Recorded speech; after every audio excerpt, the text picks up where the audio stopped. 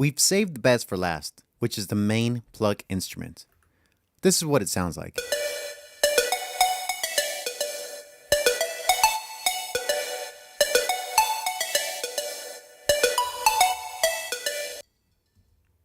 It's got this nice tropical vibe. It's got some distortion and reverb mixed into the sound. And so we want to be mindful of that when we're processing it. Now, this is probably one of the instruments where I really had to spend extra time and make sure that I got the EQ frequencies and gain, boost, and cuts correctly. Why? Because we didn't want to rebuild the sound, but it also needed to be a very instrumental part of the song. In fact, that's the key theme of the song. Anyways, let's go ahead and play this.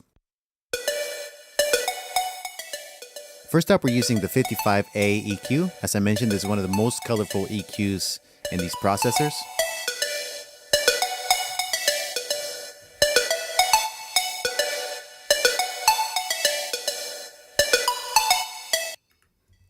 And what we're doing here is we're boosting 5K by 6 dB, which is actually a lot.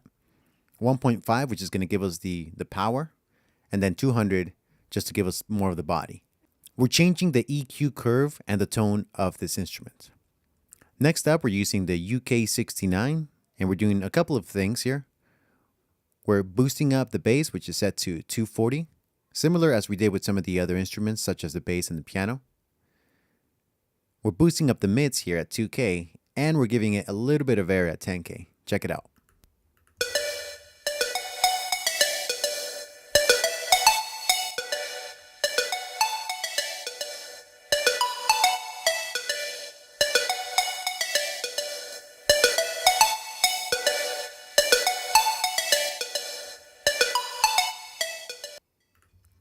Now, one of the things that we lost with this EQ setting, we lost a little bit of the punch of the plug, but we're going to regain that by throwing it through the VCA 160.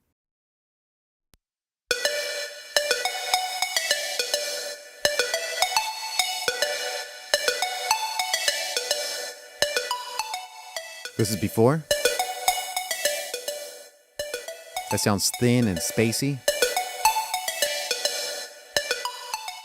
This sounds more focused, more body, and more rhythm. Let's check it out in the mix.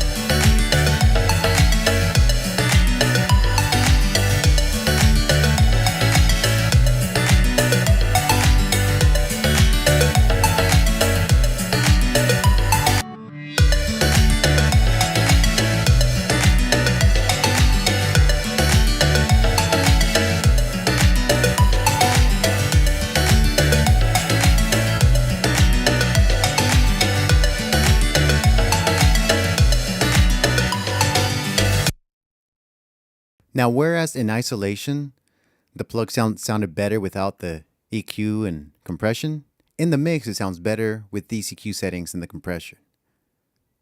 Why? Because it allows the instrument to be more focused, and in fact, that little melody is going to cut through on small speakers, Apple earbuds, and computer speakers.